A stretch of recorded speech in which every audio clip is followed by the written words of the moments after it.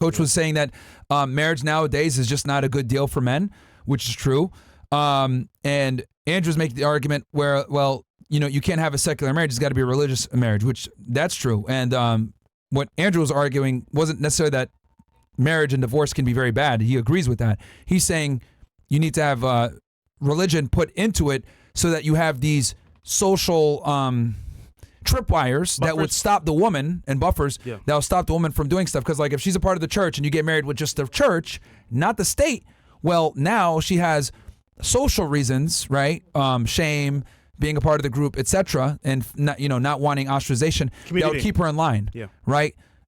So both of them are right, because I see Andrew's perspective where he's saying, look, marriage is a religious institution, which is actually true, right? We've kind of secularized and said, oh yeah, marriages can be secular. No, they can't, because unless the woman has a fear of God and has very strong societal and religious buffers to her, she's going to do dumb shit, which is why women divorce all the time now. But I also see Coach's perspective where he's saying, well, marriage nowadays is too risky of a bet for modern men, which I agree with that too.